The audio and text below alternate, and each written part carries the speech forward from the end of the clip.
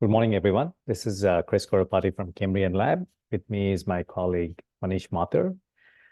Today's session is about mastering materials, master data management. I know there are lots of mastering here. So thank you for taking the time to join the session. We have a fairly packed agenda. We will keep the intros quite brief. What we want to discuss today is some unique challenges that we observed with material master data and how workflow-based approach can overcome many of the difficulties handling material master data. So that's we'll spend about 10 to 15 minutes in the first section. We want to minimize the number of slides here. What we will do then is show you a demo of various scenarios we've encountered handling material master data. And that should take about 30 minutes or so. And we'll leave the last 15 minutes for Q&A. Okay, we want to keep that quite extensive, so we are able to answer as many questions as possible. It is very likely that you will have questions while the session is going on. To maintain the continuity, we would love if you can type in the question when you get it into the Q&A tab of Zoom bar, okay? So in your Zoom, there should be a Q&A tab there. If you select that and type in your question, whenever you get it, we will be able to review that towards the end, the last 15 minutes, and answer the questions. If there are any questions that we are not able to answer, we will definitely respond via email. Once the session is finished, we will be sending you the recording of this and the materials that are used. And as part of that, we will also answer all the questions that we receive in the Q&A bar. Okay. With that, a little bit about Cambrian Lab. We are based out of San Francisco Bay Area. We have offices in other parts of the country. Most of us, we work with a lot of industries, primarily very design materials management, I would say supply chain centric. And many of us came from the operational world and also have deep expertise in supply chain and related technology. Okay. And a couple of us here. So, I lead product management at Cambrian Lab. I have over 20 plus years of both manufacturing, supply chain, and technology experience. And several years of that is with SAP. Manish, he's also from the industry, 20 plus years, from automotive, Ford, GM, and software industries like Siemens. Okay. Our types of materials-related master data work that we've been engaged with, a lot of customers, as you can see, the approach that we have taken and supporting works really well across all industries. You can see some of the examples here, case studies, and the types of master data that we are handling using workflow-based approach. It really seems to be very, very effective across the board. Okay, and as all of you know, no material master, no SAP, right? So effectively, material master is pretty central to business and operational excellence. There is no two ways to say that. And material master, while there is a lot of master data, there are lots of master data domains, as they call them, right? From supply chain, suppliers, customers, manufacturing master data, parts, especially if you're coming from the design world. In some cases, SKU, if you're very focused on commerce and retail e-commerce. So that also needs to be dealt in a very special manner. But SAP Material Master, especially if you're an SAP customer, I'm suspecting you are, requires even more attention because of the importance as well as intricacies of handling it. What we have observed about material master data management is it is one of the longest workflows that we've seen. And for a variety of reasons, we'll see why it is. Second thing is you do need, the teams that encounter that do need very high level of expertise not necessarily in the business, but in SAP, right? So it's somewhat of a hard thing, if you're occasionally using SAP. And we've noticed in the actual decision-making cycles and the collaborative processes that are involved, or if you're just looking at master data, business stakeholders are somewhat removed from the overall process. We've also observed that there are very many material master data processes, and not all of them are covered well, even with existing top-of-the-line master data management solutions. And we'll see why. And when we say time-consuming and expensive process, this is a very classical scenario that we have seen across all industries, which is, there is especially when it comes to finished goods, etc., right? There is a request process that happens generally by email. People are sharing spreadsheets, and some department, typically it could be engineering, marketing, that initiates the request. And material number may be issued, may not be issued, but you have to keep that in mind, if you're using internal versus external material numbers. Then there is a lot of work from a cross-functional team, right? You have finance, planning, supply chain. They have to come in together and provide the relevant information and also make some decisions. And this is where maybe a master data team is involved, validates that request, approves it, and there you go, start creating material masters, right? Generally, we have seen, even if you have MDG or TIBCO or EBX or whatnot, Informatica, there's a lot of manual work here, right? They have to find something alike material. You have to update that with the request that you just received, extend to other plans, recipes, bombs, routings. We've seen, you send the request, it may not happen for like several weeks. And that is a problem. Not only is it very time consuming, it stops people from actually going to market in some cases, right? And it is very expensive, right? The amount of time people are spending all this. Clearly, a lot of room for improvement. And this is just one. And in master data, material master data, we have seen lots of processes that touch, change, create master data. If you look at this above section here, there is just a lot of activity related to master data. I would even guess it's up to 75% of all master data work, especially in manufacturing companies. And the costs can add up, right? And something that you need to pay attention for, of course, for costs, but also it is an impediment to operational excellence. And, of course, business users out of the loop, you can not expect a lot of the occasional business users to be able to understand the intricacies of MDG. So you have to make it easy for them. And then we'll see what some of the approaches that work. And clearly, the traditional approach of create material, change material is not sufficient. We definitely need support for a lot of other activities and processes that touch different elements of material master data, whether it is bill of material or routings or pricing conditions, purchase info records, depends upon the type of material, right? So, who is going to do all of this, right? So that's a question that we need to address. And the best way that we've arrived at, we think, is to handle using digital workflows.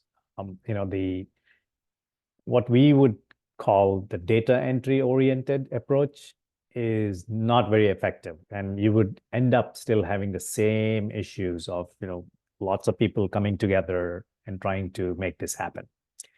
The best approach that we've so far seen is a collaborative business process, right? So it's a workflow oriented approach.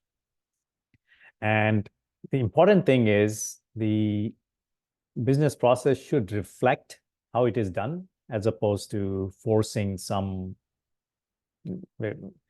technology-oriented workflows, right? So we'll see how that actually comes together. One big thing that we have seen is people spend a lot of money and time doing data quality work. For one reason or another, obviously bad data got into your ERP system, into your SAP.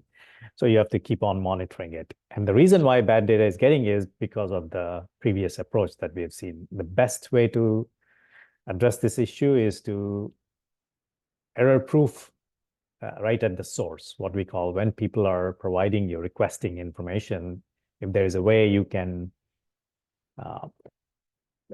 make it possible that they cannot provide bad information, right? So validations, governance, everything that you can do can happen right at the source. This will eliminate a lot of that. You can actually get rid of that, whatever that info steward, things like that, that you have for data quality checks. And of course, when you're defining this and designing this as a process, you don't want people to manually do this work again, ever, right? So there's a way we can integrate as part of workflow seamlessly. That will be a lot of help. That's fundamental to eliminating all non-value added activity, right? Request straight through, it flows through to the destination systems. And of course, each of those requests should be able to handle all of these other elements of master data, especially material master data, right? So that's what we've really worked on in the last several years now, because we do provide a digital workflow engine called zFlow, and we've added a lot of master data management workflows within that. And what we'll do now in the next 25, 30 minutes is look at the demo, okay? So the demo is primarily split into 4 scenarios. We'll spend most of the time in this first scenario, which is an end-to-end scenario, which is the classical, what we call request, and then material creation. And this is of course, this is one where you're just doing one material. The similar approach also is relevant for a lot of companies for handling multiple materials at a time. And then we'll look at how different types of material require different types of workflows. In our experience, we do support a lot of global companies, and they design slight variations for types of materials versus different businesses require different workflows, different regions, some cases require different workflows. So you need to be able to handle that support. And then this is a very common scenario that we support is, especially in materials management, the source for a lot of, especially discrete manufacturing industries, the source of material master data in the beginning is always primarily design and engineering systems. You can call them PLM systems, right? Whether it is Agile or Team Center or Windchill. You do, however, need a fairly intuitive, or we would call slightly different approach than just dumping the design data into SAP using data transformation or this thing. So what we do see need for is a lot of data enrichment and some level of internal workflows manipulation so that a design data from PLM systems can make it to SAP as proper master data that is ready for production and manufacturing, okay, and or sourcing, etc. Right? So those are things that we'll look at the end. So with that, what I'll do is I'll take you through this process, how this works in a workflow-oriented context. All right, so I'm going to log into our master data workflow system.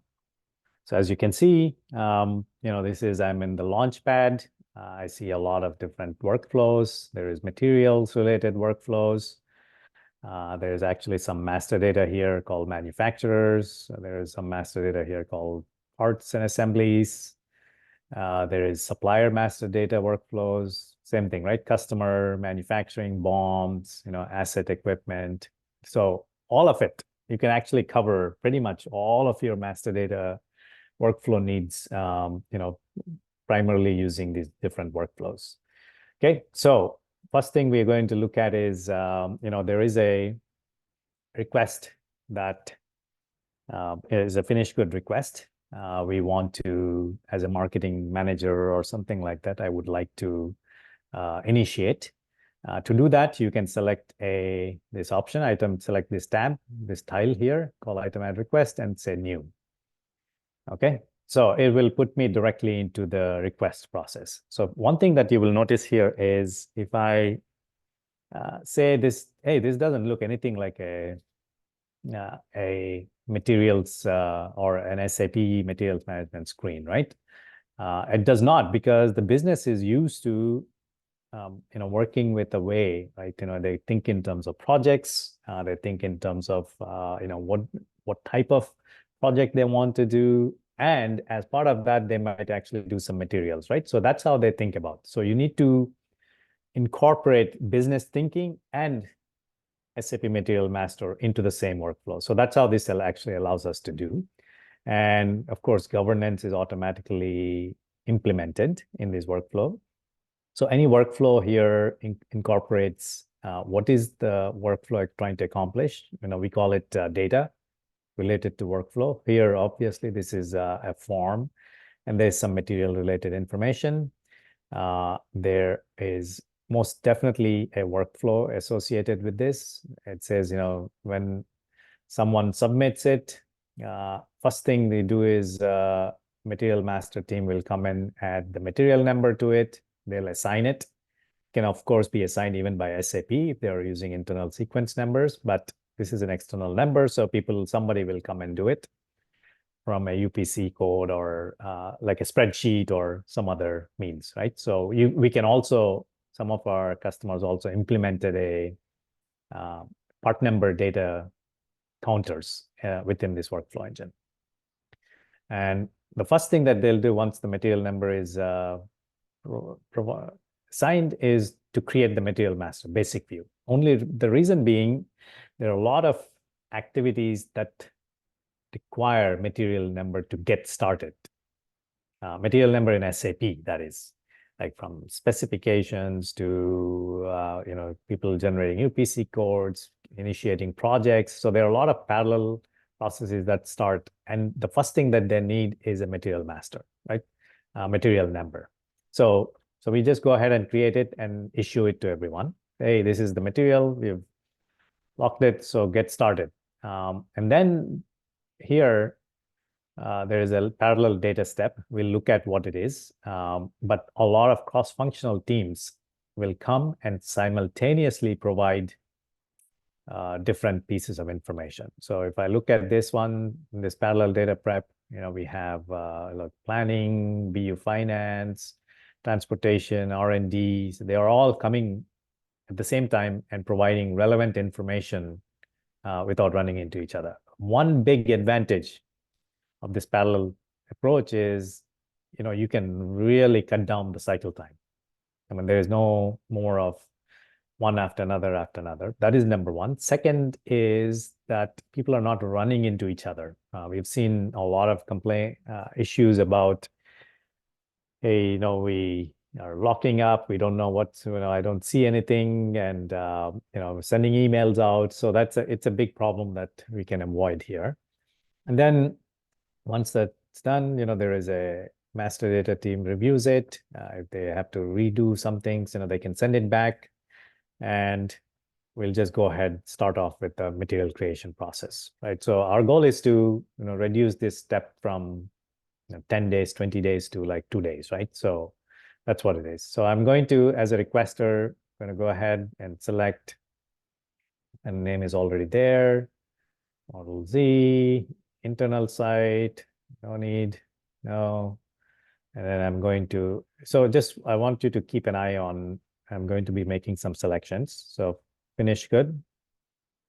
Okay, so if I do help, this thing is changing, right? Base unit of measure. So I'm going to select finish good.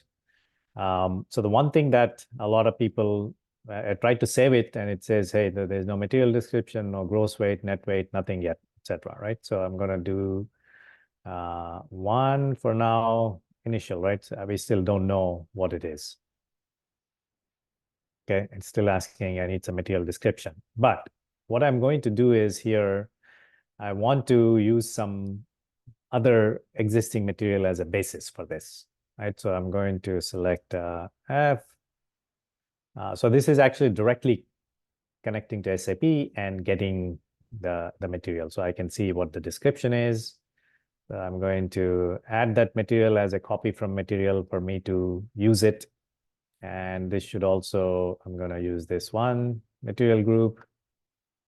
I still haven't put material description. So I can't move forward until I provide the material description.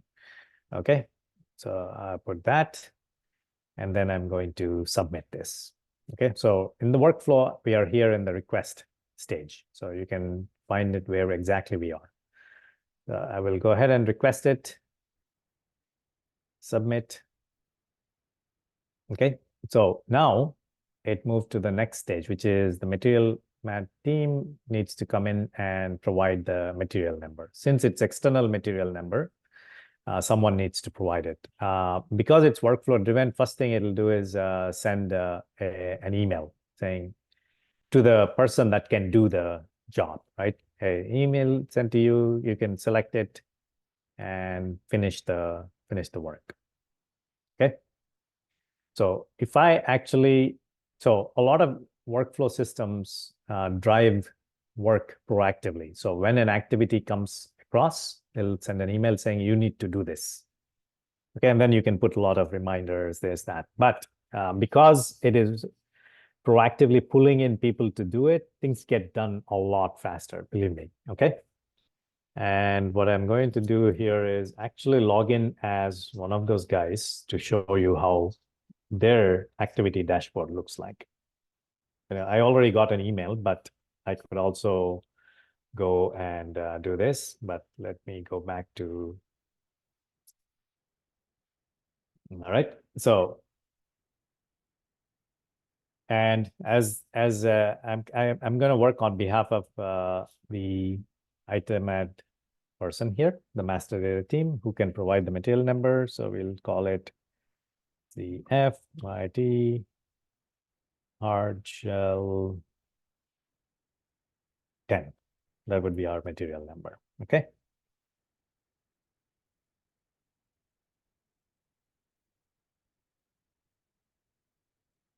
Yes. All right. So we have added the material number, made some changes. So clearly you can see that material master data team can make a few changes, right? You know, the first one is suggested. So a lot of other thing that we've noticed is these material descriptions often are calculated as opposed to people typing in based upon some material groups or other characteristics and so on, right? So here, so let's move forward. We've completed the material number. So I'm going to complete this activity and it will, couple of things that happen. The workflow engine itself connected to SAP and created this material, CFYT hard shell 01, right? 10. So if I'm going to log in into SAP and show it to you. So this is our S4HANA. And I select MMO3.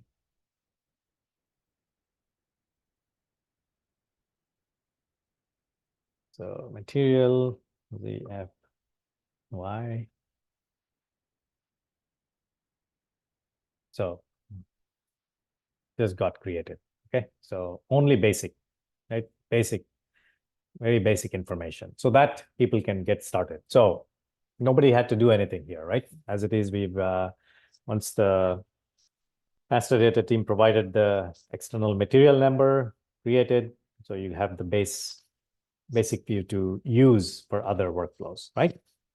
So now let's get back to, as you can see now, you know, we've skipped the notification. Generally, you know, we didn't want to send emails on this one. So we've shut off the notification, but you can send out notification to all the relevant teams. Hey, the material number basic views are created.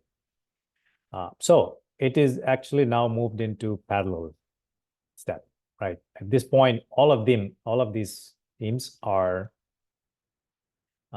actually able to now come into this workflow. They'll all get emails, number one. But each of them, when they fall in, they are doing their activity. So they're doing BU finance input, planning is doing planning input, and so on. So let's go ahead. I'm going to log in as one of the BU finance team.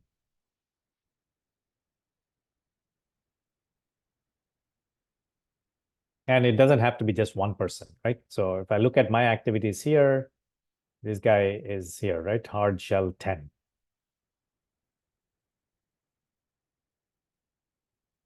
So this is the material number. And if you notice, while the request is here, I only have two things that to work with, right? Profit center, it's already defaulted as a suggestion, and product hierarchy. It's the same request. We had lots of information, but now it's only limited to product hierarchy. So I'm going to select this product hierarchy and move on. Okay.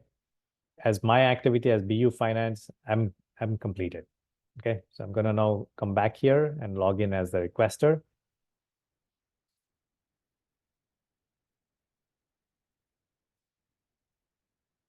All right. Let's look at this 98.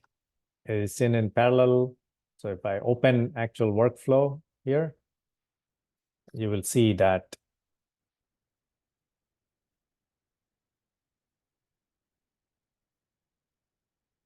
so BU finance job is finished. Okay, so I'm going to now log in as planning and see what they see. Okay, so you gotta, one thing that we've learned is, if you have really large spreadsheets, people and a cross-functional team needs to work on it. It requires enormous amount of training and initiative and this thing to say, hey, what should I fill? What should I not fill? So to make that easier, we've come up with an activity just needs to have the information that is relevant for that person. Okay, so that's the strategy here to make it really simple. So this 98, open this, and planning team is the one that actually sets up the production. Where should they make it, right? So we're going to make it in Fremont. We might consider, co-manufacturer, and then this is our distribution sites and so on, right? So I'll pick this cold storage. Okay, just how your business actually works. So, and then I'm going to complete this. So let's go back to as a requester again.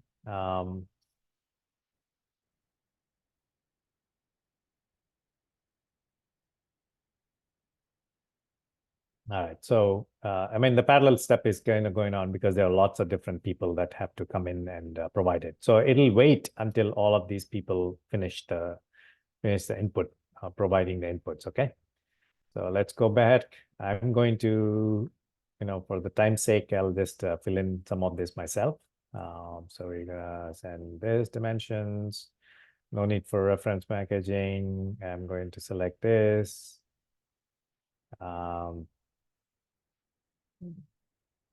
7010.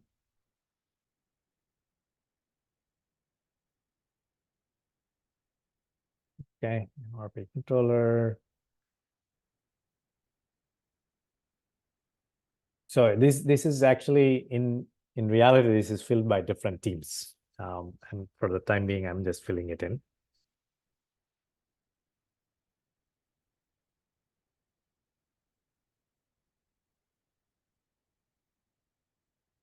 $200, 65,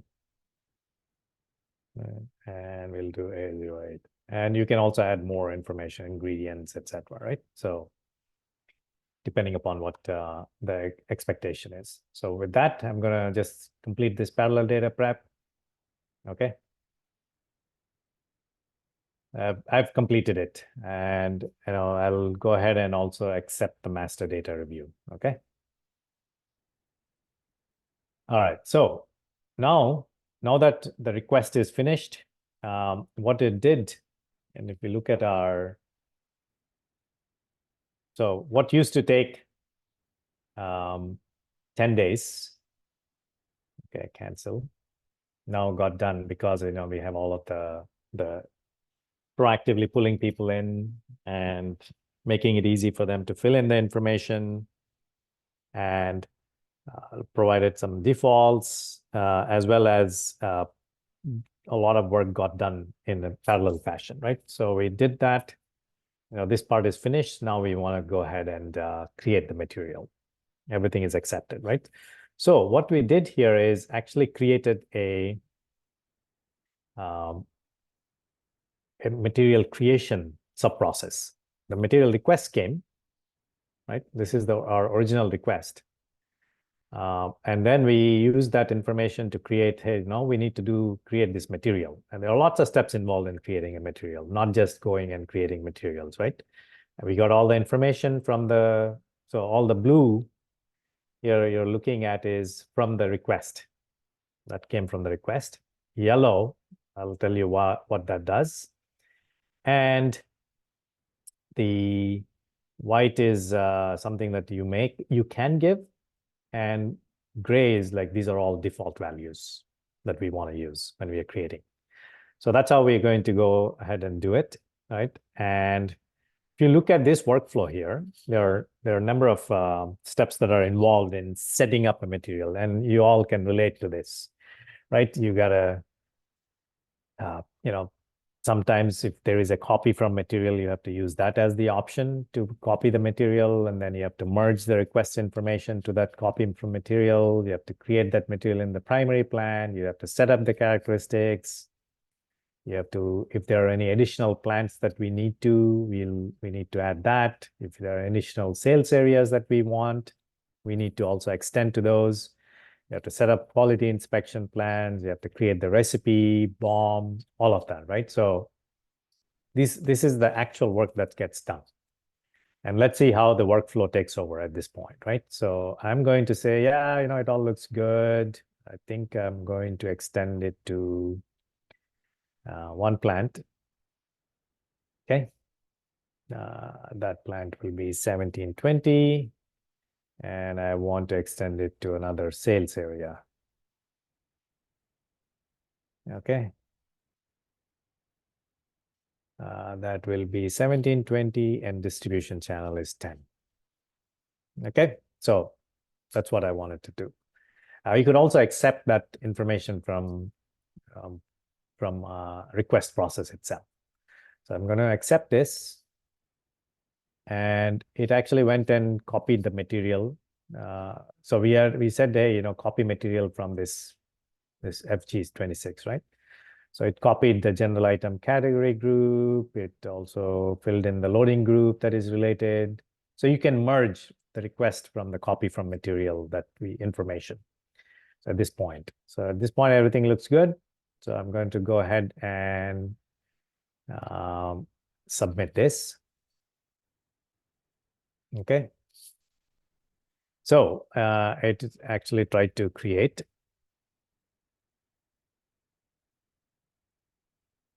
So the material is created in the primary plant. All right. It created a slight issue for characteristics. So let's first go look in SAP what happened to this material. So we had a basic view, and now we have lots of different views, right? So that means we've extended it to the plant. Okay, let's look at that. So plant.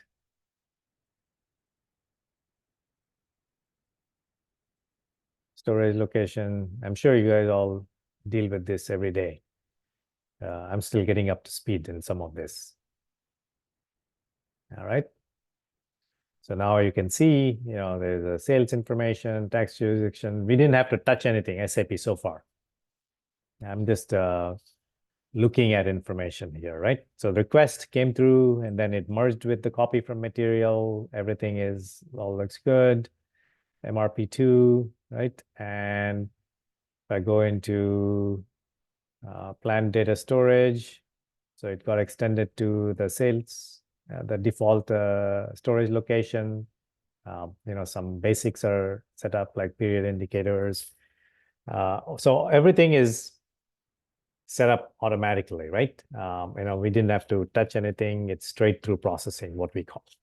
Now, there is a little problem with these characteristics. Clearly, the two characteristics I wanted did not get. And we got the message about that, right? There is a little bit of work that I think it's the naming, material naming. So what I'm going to do is, so this is something that your master data administrators can do, right? If they find there are some issues. I'm going to reset one last step. Let me do one more because I want to rerun this, create characteristics. Okay, so we are here at this point. I know exactly what the issue is. So let me fix that. This needs to be capital for that function.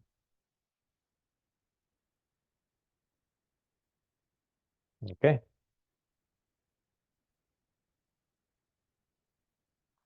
Because if you look at this, it says hard shell. Yeah.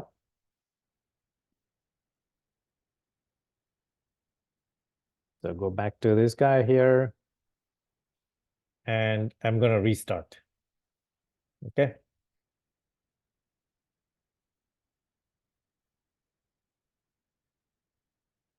Okay. So now it actually created characteristics. So if I go back into SAP and look at this again, so then you will actually see the characteristics, right? Classification.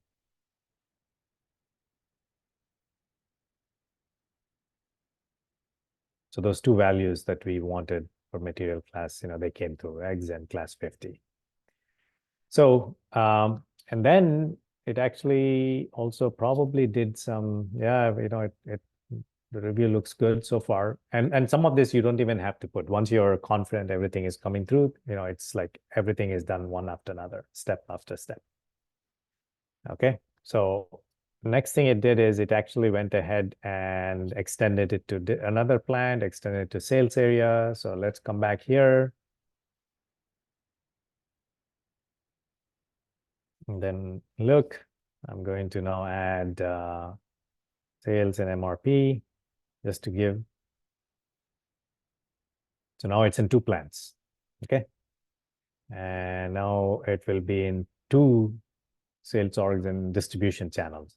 So, essentially what you're doing, using this approach is, do all the, and this is very, very, I know a lot of our customers have to extend these materials to lots of storage locations and lots of different plants, DCs, etc. It can be very, very time consuming and also very error prone.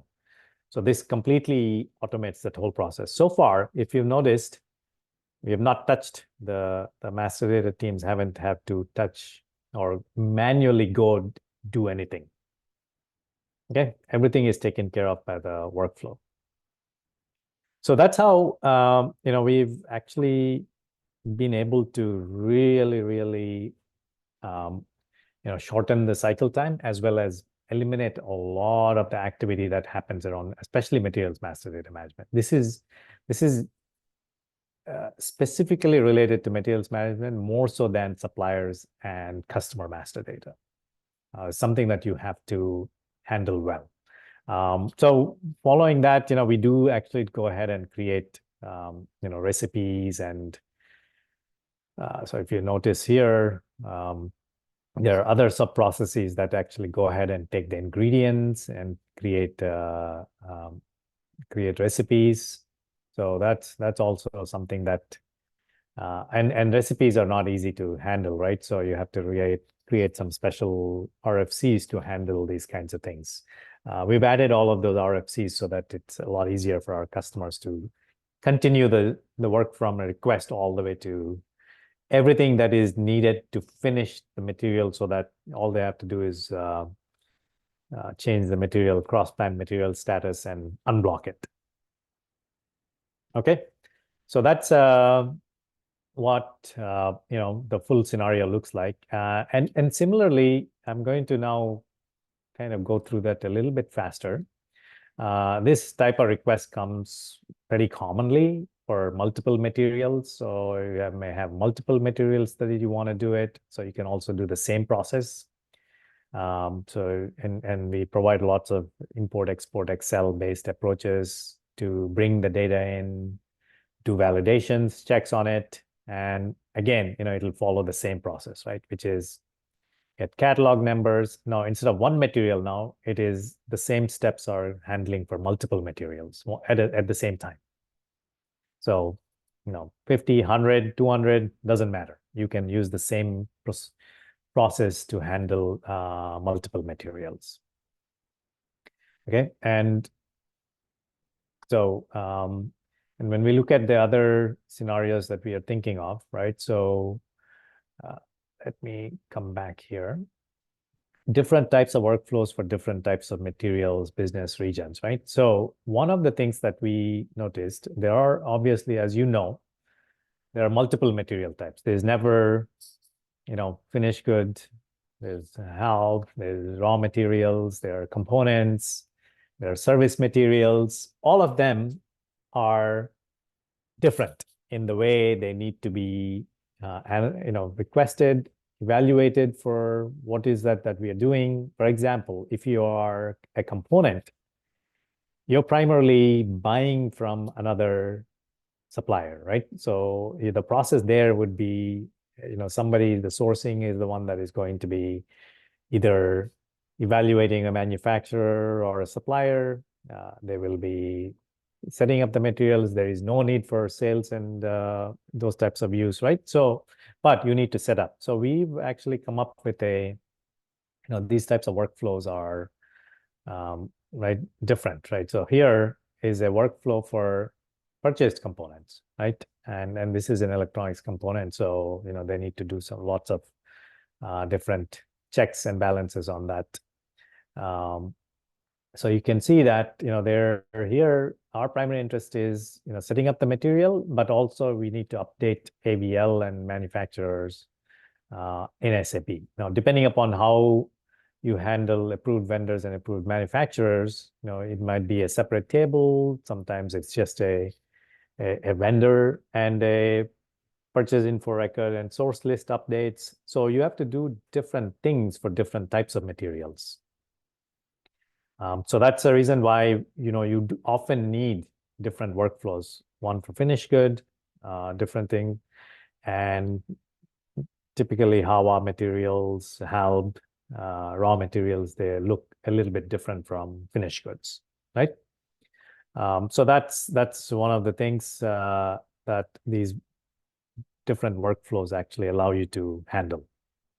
And of course, you can deal directly with any types of small pieces of information. Like, for example, you may want to just do pricing updates, right? For that, you don't need to take the whole material and do it. You're often doing just the pricing part of it.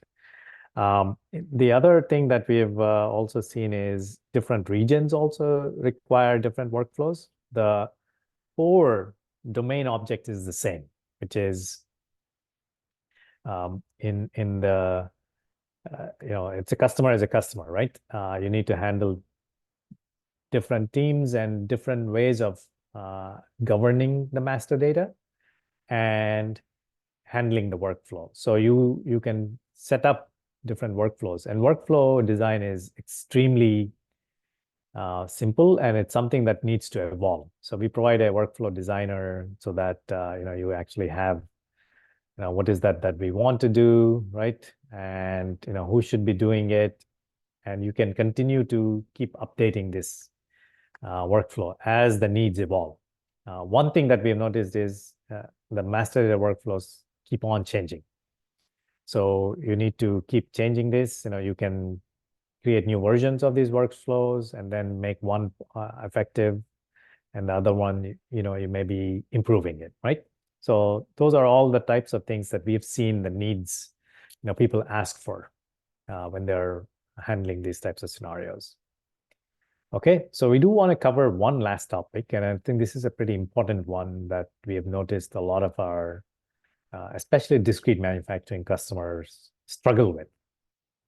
One is, we do have all these parts, and let me show you something, because a lot of design parts actually look like this, right? So you have these parts that are coming from different, I would say, design systems, right? They have their own way of handling information. They often, provide core information, but not necessarily everything that SAP needs. They also release BOMs, right? So you need to handle all of those BOMs. And somehow this needs to become actual materials and BOMs and, production ready, depending upon the type of usage, etc., right? So engineering to manufacturing. How do you handle that? We've seen people take what we would call data transformation engines, integration solutions, and dump it into SAP. And it is very nasty how it is happening. What we've thought about is, hey, if you have these PLM systems, let me put it in a slideshow mode. And they effectively use two different, you can call it triggers or workflows to release information. One is called releases, and the other one is called ECNs, engineering change notices. And they carry all the design information that is needed to be distributed or updated to ERP systems, supply chain systems, logistics, MES, and we've seen everything, right? It is just not ERP that they need to go to. However, you can't just take them and put directly into ERP or SAP or other systems. You do need to provide some enrichment, validation. You sometimes have to remove some things, add a few more things, change a few more things. So the best approach that we have seen, and we do a lot of this, is to connect to these PLM systems and then set up these workflows that do all of this, right? Do some validations, and there may be one or two people involved in this in the process, but by and large, it will do everything that you've seen, manual request. So take the manual requester away and put the PLM system, right? So that's what we accomplished with the request process. We just did the demo, and this same approach works really, really well. So we've handling materials, BOMs, AVL, AML, and then production versions. All of that is also very, very amenable to workflow-based approach. And actually, it works better than just taking and doing a very importing data or transforming and using an integration platform to push it through. We've seen lots of failures there, and people pull their hair dealing with that. So this gives you a little bit more flexible and what we would call forgiving approach to handle such scenarios. So you can, you do get all of the ECN release documents, whatever they call them. And your primary interest is in like parts, and you can take those parts, get the BOMs, use a lot of the APIs, and get it. So at this point, you may be wondering, how is this all happening, right? The workflow is involving people. Sometimes it's going updating systems, and taking information, changing information, putting it into SAP as BOMs, all of that. What the workflow engine does is also it is connected to a lot of different systems, right? We have lots of SAPs here. We have Salesforce. It's just not limited to SAP, so it's also connected to Salesforce, Oracle, and others, NetSuite. And what we do here is use those. We exclusively work only with APIs. So a lot of people, if you know SAP publishes a lot of BAPIs, BAPIs, right? APIs. And when you work exclusively with BAPIs, you are respecting what SAP does, number one. You're not going into and uploading tables and breaking everything. And you can actually call from outside systems and package the data the way you want and do it, right? So let's look at one such interface. So here we are calling BAPI material save data, probably the most famous of all APIs. And it can handle creating, updating BAPIs all the time, material master data, right? So we call it, all we do is create a map between what is in the workflow engine and what is the BAPI expecting. Very, very clean approach. And these things are used within the workflow engine. Okay, so let's look at a new material that we have created.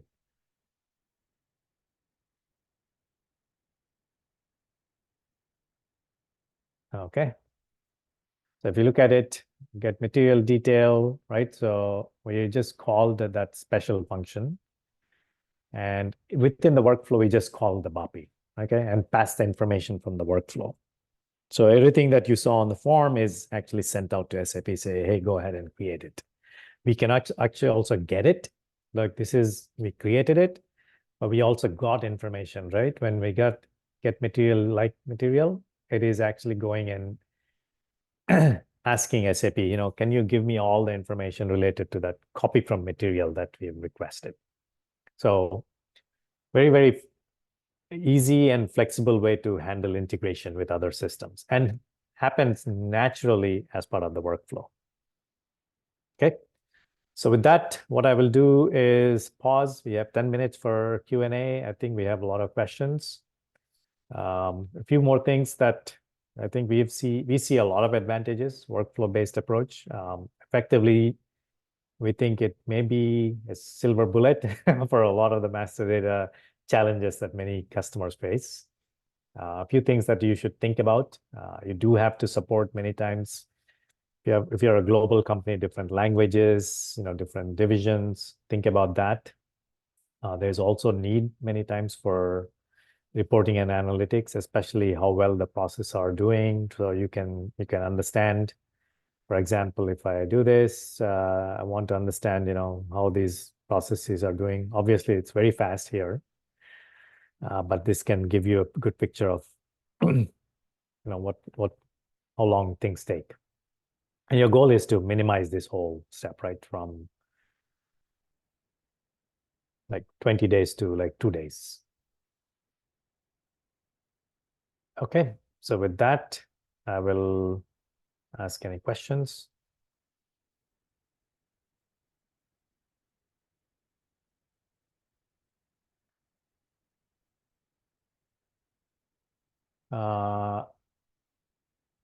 The questions are, and I'll start from open. Do you have a solution for article master as well? I'm assuming this is related to retail. Yes, potentially. One customer is developing one, but they are handling that internally. But yes, we will support article master too, if it is for retail. And selecting possible values in a dropdown, is it possible to add additional information that helps the user understand what are the implications, impact of that value? For example, not even that PD value means under. Yes, you can add a lot of text into the dropdown. We have concatenation, although the value that is stored is the core MRP, right, PD, but you can add a lot of explanatory text right next to it, and it'll be shown there. Okay. Is the flow charting directly connected to the form flow so that the forms are auto-generated? Are there two separate? Yeah, the forms, everything here is auto-generated. There is no need for creating different screens for different activities and objects. So you just describe the object, and the system comes with a lot of objects loaded in. For example, if you look at, I'm going to move this. So these are different objects, right? Material master, you can see a lot of the core data set is already in there. So you don't have to do anything in terms of Okay, so the next question is, does your system support ERP system BON? We don't out of the box support it, but if BON has good APIs, you can always, we do support REST as a core API technology. So if BON has REST, you can just use that REST approach to handle it. If BON has special APIs, we'll have to write a special adapter, which we have written for some systems. Okay, but they do need to provide like a library or something if it is special. In the case of SAP, we do use SAP's library. So this is yes, we will be sending this presentation and the video to everyone that is registered. So yeah, you should get it, maybe by Monday or so, because Zoom does take a little bit, and then we have to clean it out in terms of preparing the content, the video. There are a few more systems. We use PLM system with CAD integration that creates initial basic, and this allows engineering to create materials from drawings using CAD integration. If CAD integration is already doing it, we would say just go ahead and do it. From materials, our primary integration has been because of the way a lot of our customers work. They tend to use Agile or Teamcenter or Windchill as their primary design data system. And we find it a lot more CAD. We consider, well, CAD is good. It is a little bit uncontrolled. We would like the information to come through proper releases, engineering release or engineering change notices, so that it's a little bit better from an overall process perspective. We are on ICC. It plans to move to S/4HANA. Well, anything related to, yes, we actually have customers use ECC and HANA at the same time. Yeah, everything that works, because we're using primarily BAPIs, yes, it is completely transferable. Okay, no change needed. If you have 100 parts, do you need to go one at a time? No. The multiple material setup that we've just shown is actually handles multiple at a time. Okay, so if I go add 100, of course, most people use that import from Excel option. It'll add 100 items here. Okay.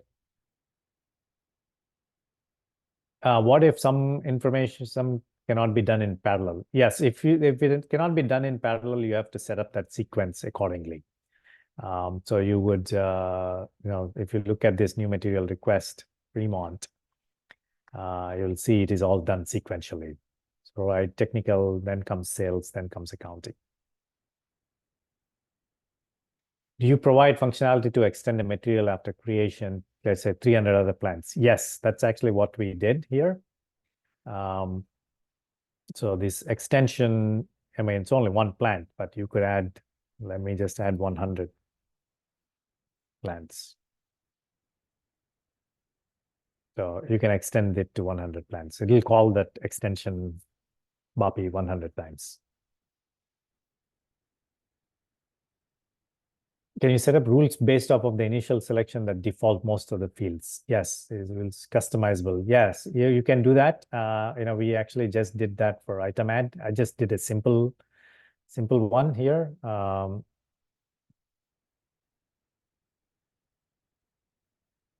If I can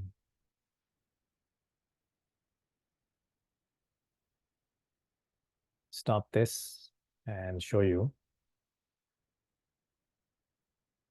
So if I pick this, so this, it just did a very simple one here, right? So if I finished, look at select finish good, it eaches. So many of our customers have, based on one selection, it fills out a lot of this thing. And this is done through, we provide a very simple way of describing these rules. So let's say some functions that are available, you can tie them to the field.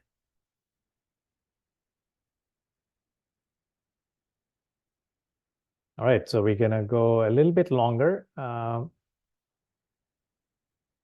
There is a 1,000 product mass load. How long will it take to upload? We have seen hundreds of them happen in maybe like 5-10 minutes. So we have tested up to 2,000, 3,000. I think it is, I'll ask my colleague Manish, I think he'll provide it. It may be like 10, 15 minutes, but it'll get done. Yeah, it's a few minutes. It's not. Yeah, it's yeah. Mm-hmm.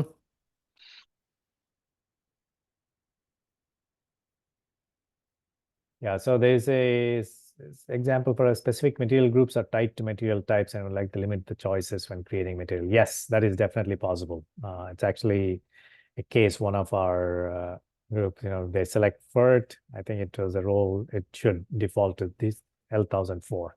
And you can write lots of those types of rules. So governance is automated more or less.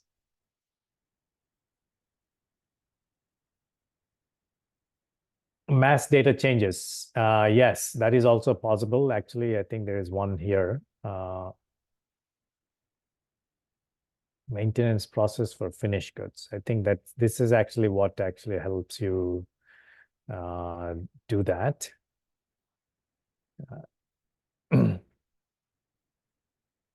Yeah, it'll once the uploaded, it'll go to SAP, get the change, the fields that you want to change. You can use Excel.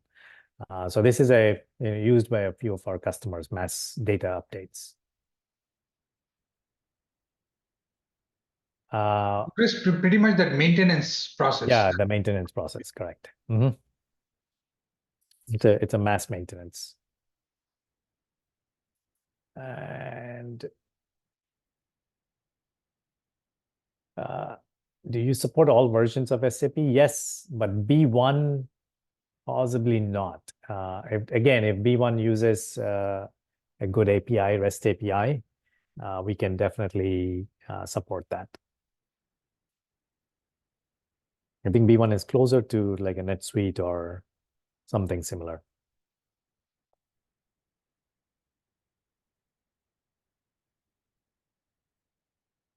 Yes, can it handle custom fields like classification or characteristics? Yes, we just actually did that in our this one. These two are actually characteristics that we sent. This classification, right? So in SAP, those two came in as classification. We not only classification, we actually handle specifications. A lot of chemical companies have specifications to work with. Recipes also is not something that is easy to get to. So if all of that is either SAP's functions can be used, or we've written a few convenience RFCs that you can use from us. We'll provide that as part of the total package. Yeah.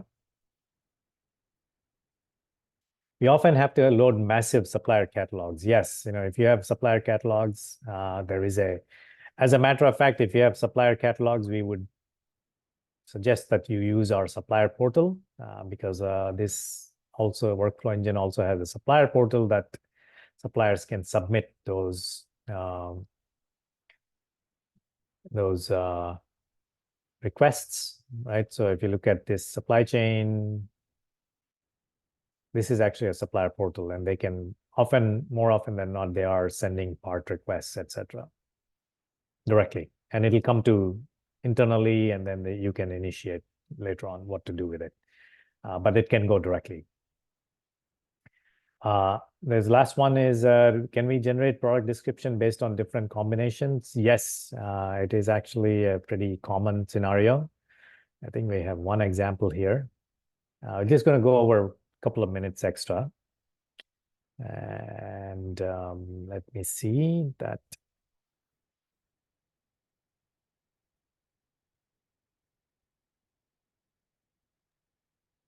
So this material description here is actually based on, things that are changing, right? So as you can see, it's changing, right? And so a little bit of S is added. So you can configure these so that these things are generated. So it's a very common requirement, which is descriptions are generated based upon selections, various values.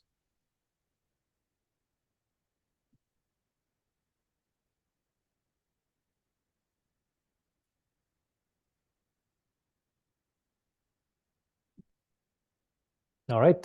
So if there are no other questions, and I think we pretty much addressed all of them, we will, by the way, we are going to include answers to these questions. The recording will have answers, obviously, so you have reference to it. But again, I want to take the time to thank you all for joining. Hope it was useful. And if you are interested, definitely one thing that we would highly recommend is, do a test drive. It's one of the easiest ways. And this test, a lot of our customers come through, they test it out. They want to see how it works for their process. So it can be done in like a matter of few days. So that way you get a good sense of how it will work for you. Please feel free to send us an email if you're interested in a free trial or a free pilot. You can do it on our systems. We have lots of test drive systems. Or if you're up to it, you can also do it in your own environment. All right. Again, thank you for taking the time. You should get the recording and the presentation by Monday. And if you have any questions after it, our contact info will be there. And please feel free to reach out to us. Thank you again. Have a great day.